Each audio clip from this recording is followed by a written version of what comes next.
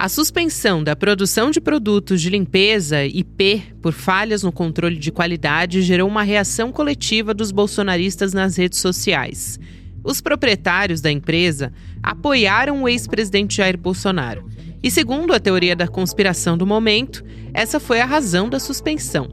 A Química Amparo, responsável pela IP, contribuiu com R$1,5 milhão para a campanha de Bolsonaro em 2022. 2 anos depois, foi condenada por assédio eleitoral a fazer uma palestra pró-Bolsonaro para persuadir funcionários, também na época da campanha em 2022.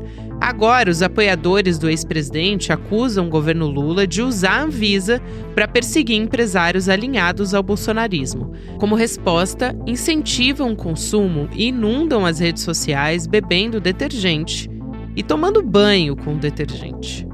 Até o vice-prefeito de São Paulo entrou na campanha contra a decisão da Anvisa.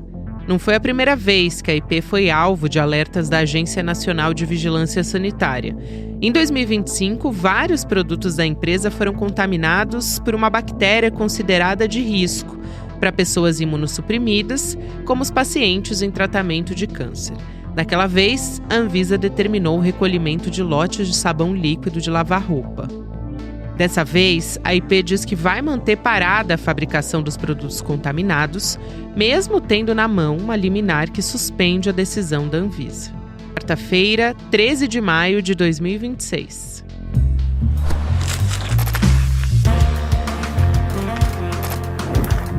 Sou a Gabriela Varela, esse é o podcast de análise aqui mais redação da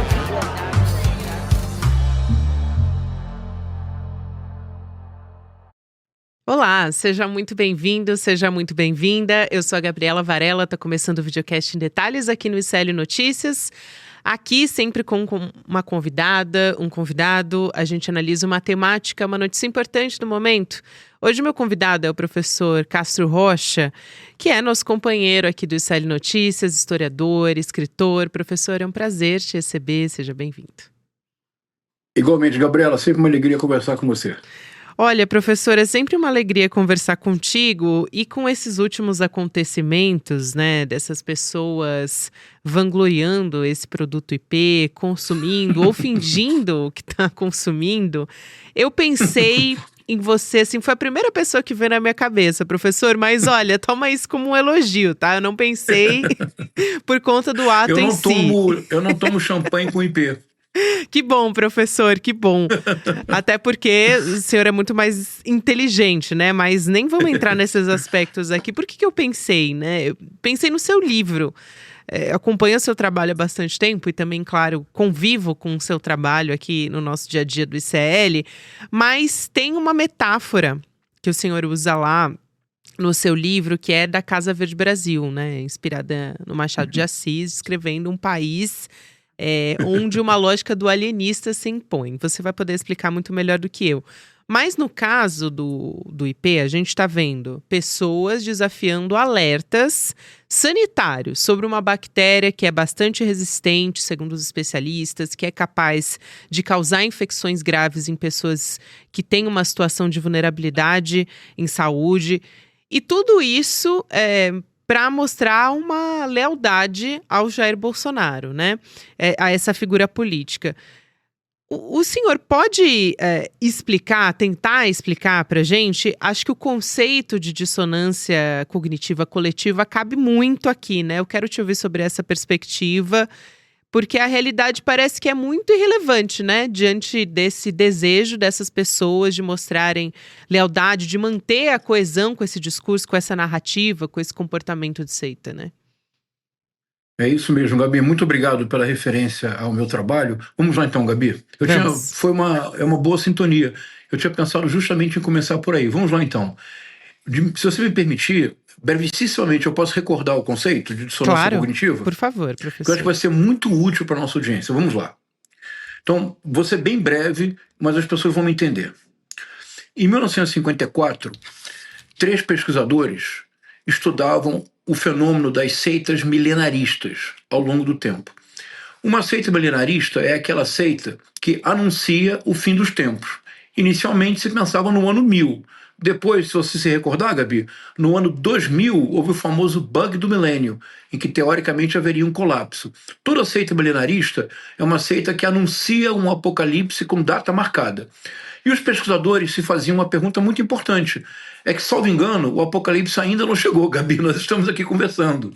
Se o apocalipse ainda não chegou, mas se há seitas que se especializam em anunciar o apocalipse, o que acontece quando o anúncio fracassa? O que ocorre quando a profecia entra em colapso? Era a pergunta teórica que eles se faziam. E eles estudaram documentos, fontes históricas, tentando entender como na história o milenarismo ocorria. E aí, em 1954, Gabi, eles estão lendo um jornal em Chicago e eles descobrem uma notícia. A notícia é a seguinte: num pacato subúrbio de Chicago, uma, como se dizia à época, dona de casa pacata chamada Dorothy Martin anunciou o fim dos tempos. O mundo acabaria com um grande desastre em dezembro de 1954. Eles leram isso no jornal por volta de setembro. E eles não acreditaram, porque era a materialização da pesquisa que eles faziam somente em fonte documental. Gabi, eles conseguiram se infiltrar na seita, na irmandade que se congregava em torno da Dorothy Martin, como se fossem eles membros da seita, e assumiram o compromisso ético de nunca interferir em nada, apenas fazer observações. E a Dorothy Martin recebia notícias, eu acho isso delicioso, Gabi, ela recebia notícias de um planeta distante. Eu acho maravilhoso, porque em tese, Gabi, todo planeta é muito distante. Mas se o planeta ser distante, melhor ainda, não é? Do Orion. E com o anúncio do apocalipse. Pois bem, só não seriam destruídos, mortos por esse apocalipse, os membros da seita.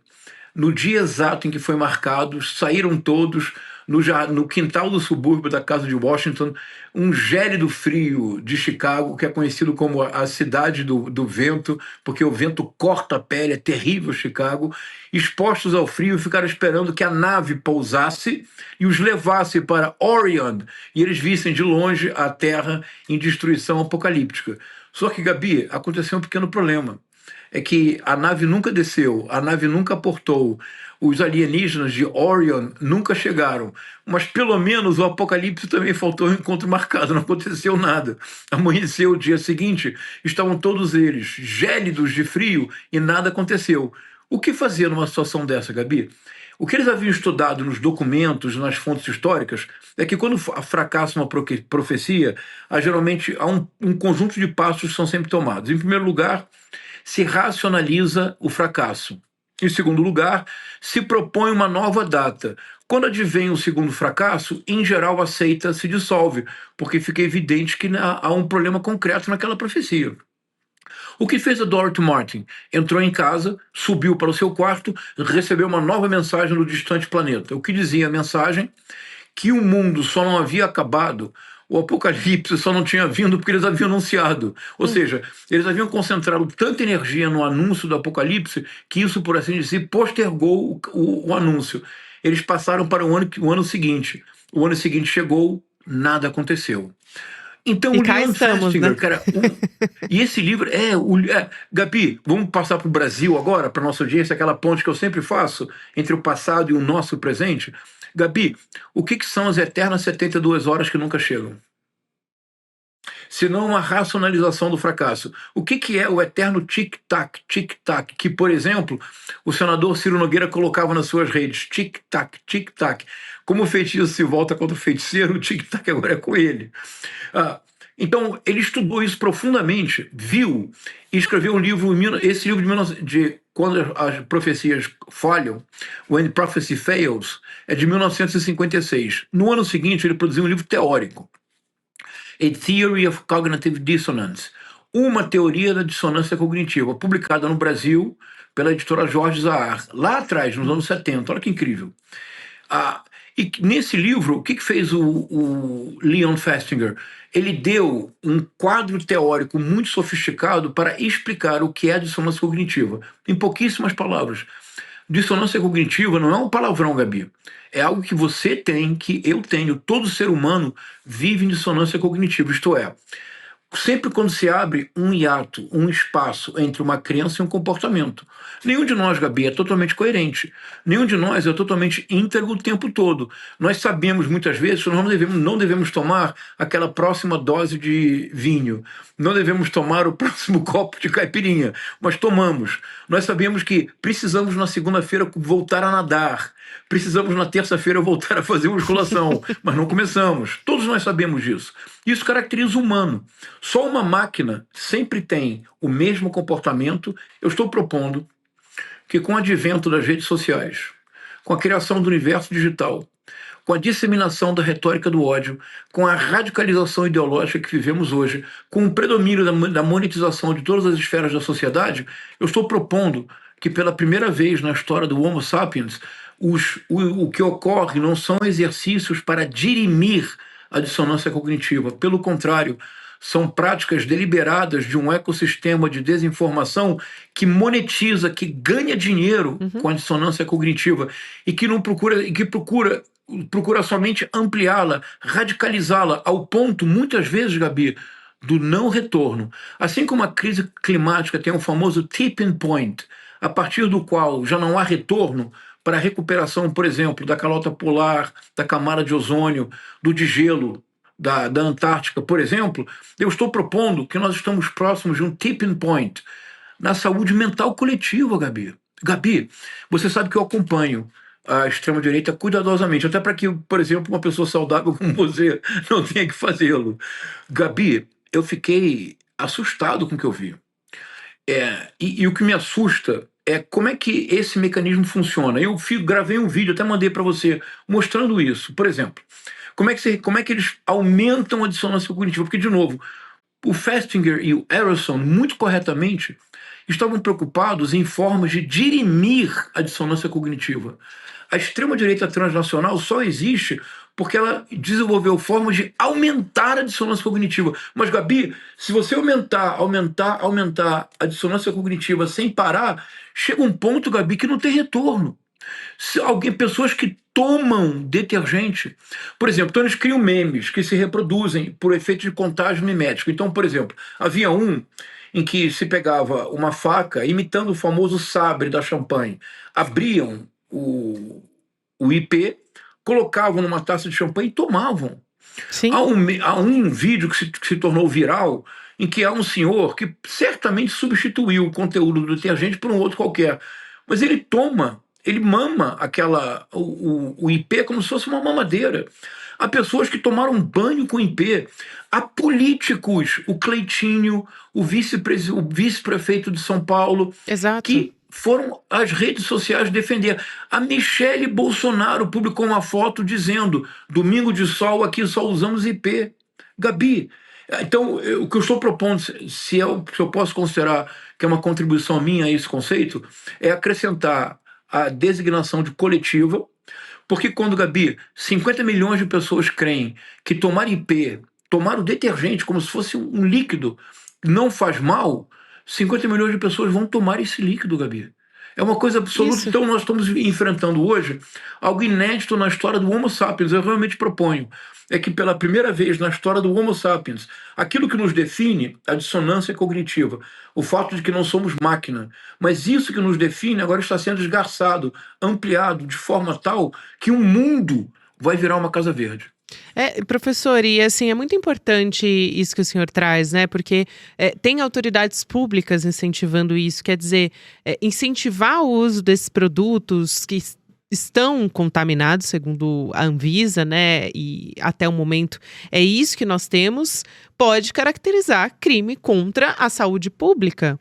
Né? Porque gera um comportamento, até ouvi algumas pessoas dizendo, não, alguns fizeram um vídeo, colocaram, sei lá, um doce para fingir que era o IP e tava, mas isso gera um comportamento, você replica esse comportamento de outras maneiras, isso se alastra, né? É impossível ter o controle sobre o que vem depois. Então, assim, existe uma responsabilidade a partir do momento que a pessoa vai para uma rede social, ainda mais se você tem um cargo público. Isso, assim, é algo básico, eu acho, né, professor? Mas, para além disso, você falou sobre a característica que é a parte de comercialização disso, né? Tem uma coisa que me chamou a atenção e que não tem a ver com o IP, mas um acontecimento também bastante recente, que foi no final de ano, aquele boicote às Havaianas. Todo mundo aqui se lembra, você se lembra também, né, professor?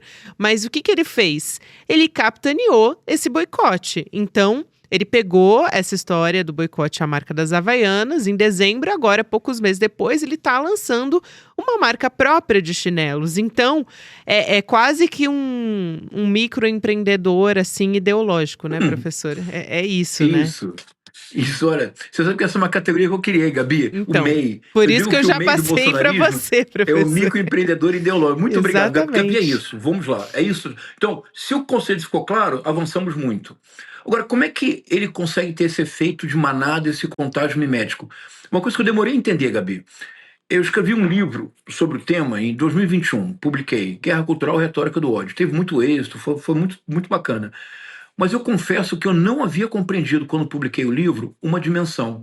Eu analisava os discursos da extrema-direita exclusivamente sob o ponto de vista ideológico. Eu tentava compreender como que havia uma coerência interna, que era uma coerência pétrea, férrea, e que era uma coerência com base em argumentos falsos, que vistos isoladamente eram facilmente contestáveis, mas quando reunidos num todo, é de uma coerência absolutamente pétrea, impenetrável. Pois bem, eu demorei a compreender, eu só compreendi num livro que eu publiquei 2 anos depois, que foi o que você se referiu, e agradeço a sua referência, que foi o bolsonarismo na guerra cultural, o terrorismo doméstico. Sim. Porque aí eu compreendi claramente que o fenômeno era um fenômeno de monetização. E a extrema-direita transnacional avança e viceja e se capilariza com tanta rapidez e com tanta profundidade, porque ela possui uma relação estrutural com os mecanismos próprios da economia digital. O principal deles, a monetização. Como é que se opera para que haja monetização possível de sandália havaiana, de bis lacta e de IP? Gabi, pela hiperpolitização do cotidiano. Para a extrema-direita, se você espirra, isso é uma demonstração, se você é de esquerda ou de direita. Para a extrema-direita, se você usa o chinelo X ou a sandália Y, é uma demonstração da sua filiação política. O que você mencionou é muito importante, Gabi, porque, de fato, criou-se uma marca. Você sabe qual é a nova marca de chinelos que tem como embaixador? Você sabe quem é o embaixador da marca, Gabi? Nicolas Ferreira. A marca se chama, acredite, Gabi, bom que você está sentada, Gabi, a marca se chama Pé Direito. Eu tinha até evitado dar o nome aqui, professor, porque realmente é para contrapor. Não, imagina. É justamente por isso, né? Porque ele quer contrapor aquela ideia das Havaianas em dezembro. É que eu sempre trabalho com dados objetivos e concretos, não é? Porque acho que a única forma de se opor a esse delírio é você trabalhar com fatos objetivos.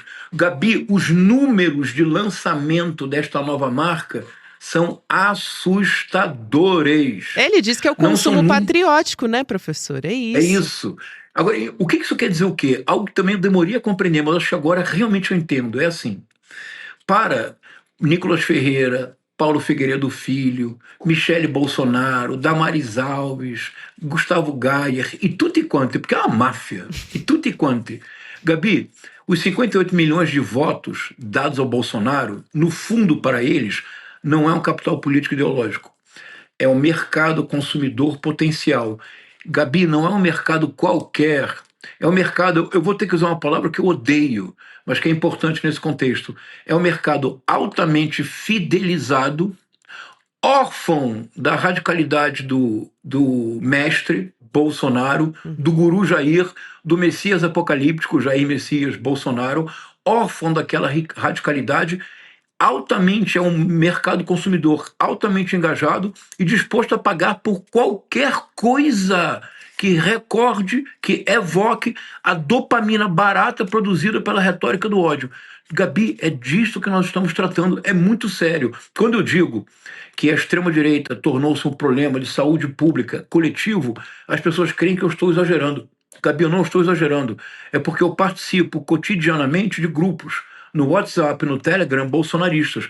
Você não consegue... Alguém que não participe como eu desses grupos não imagina o grau de delírio que essas pessoas estão vivendo. Professor, eu penso na figura do Flávio Bolsonaro e o que ele pode capitanear em cima dessa história, né? Em cima dessa proliferação desses vídeos e tudo mais? Porque existe um outro lado que é o seguinte: esse entorno do Flávio Bolsonaro querendo fazer com que ele seja o bolsonarismo palatável, o bolsonarismo de garfo e faca, uma figura que surgiu lá com o Tarcísio de Freitas, né, para dizer que era o bolsonarismo moderado, um conceito assim, que se é bolsonarista, essas duas palavras brigam, né, professor, mas é o que eles querem vender para as eleições.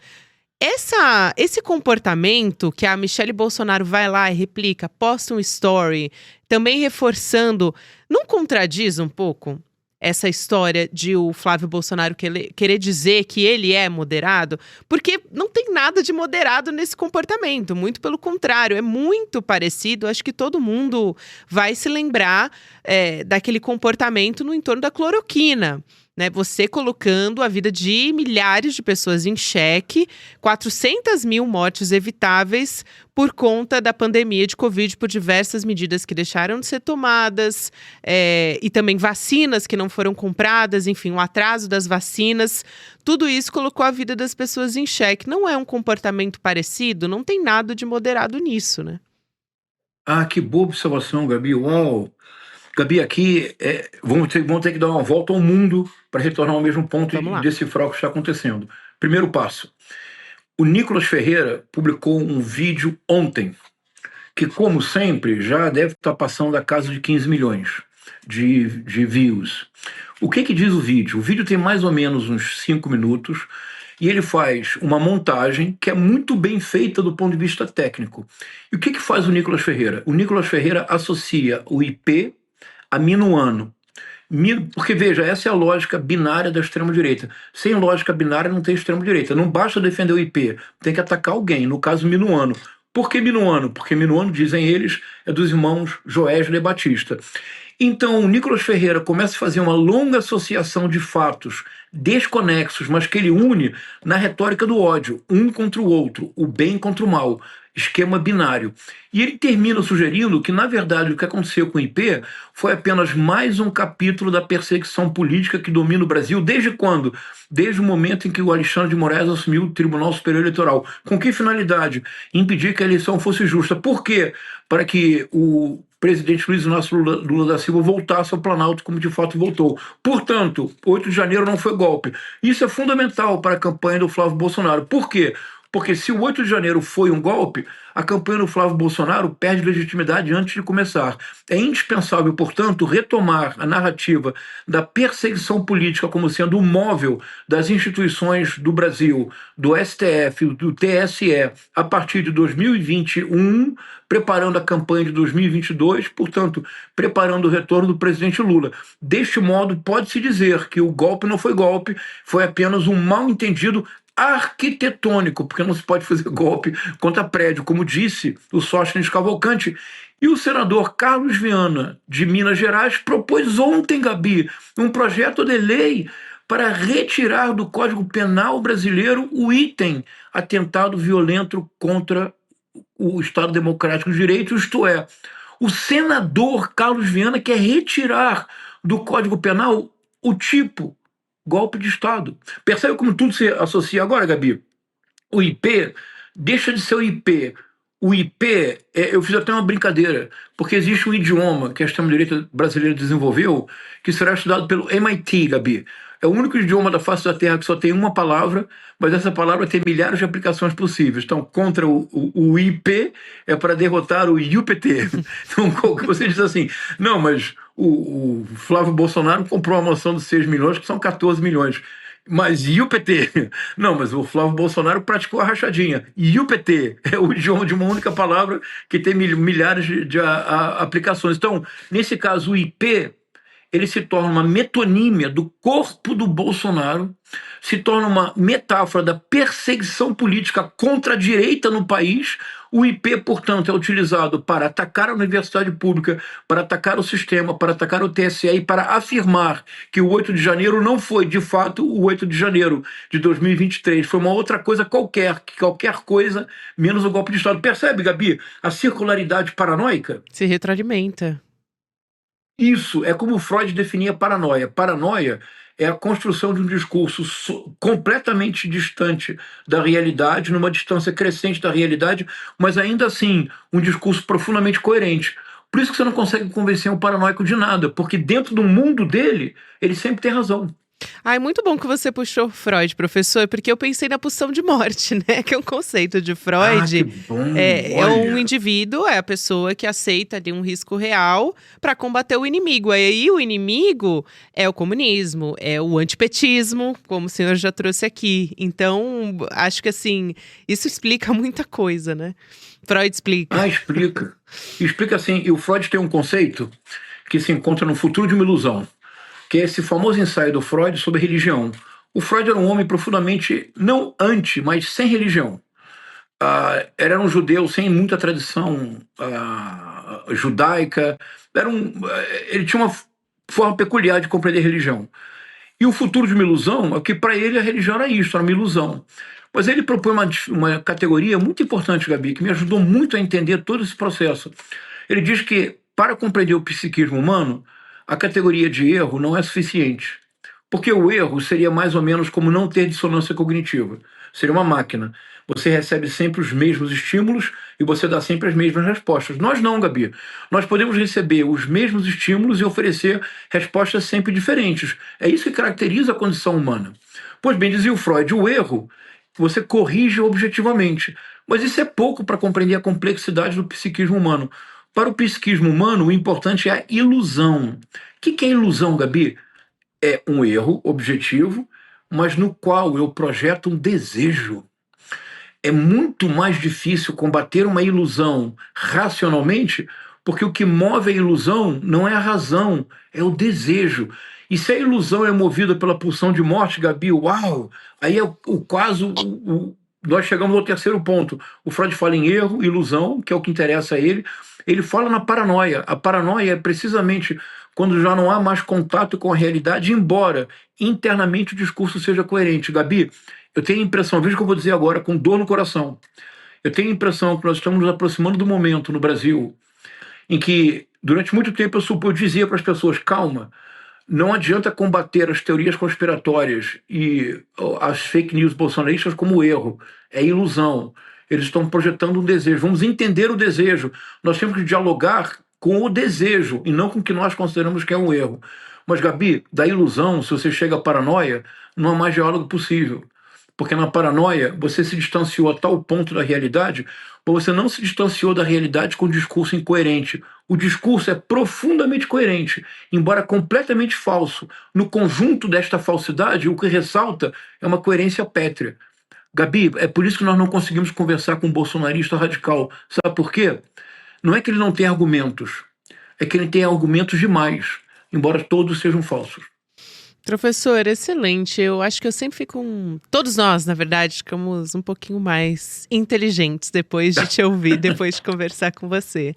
Um prazer enorme te receber no Em Detalhes. Estava com Gabi, saudade muito de obrigado. receber. Uma alegria Obrigada. grande. Muito obrigado. Quero te convidar, você também que está me acompanhando aqui no Em Detalhes, para acompanhar a nossa estreia, o nosso documentário original aqui do ICL, Bandidos de Farda. Você que já leu a série de reportagens aqui do ICL também, publicada no ICL Notícias, porque tem diversos aspectos novos, documentos inéditos nesse material, mostrando que os militares brasileiros aprenderam, por exemplo, técnicas de tortura com agentes britânicos que encobriram crimes como roubos, estupros, assassinatos na Casa da Morte, no Rio de Janeiro. Então, tem diversos aspectos que esses documentos abriram, né? Arquivos do coronel Ciro Etchegóin, um dos grandes criminosos da ditadura.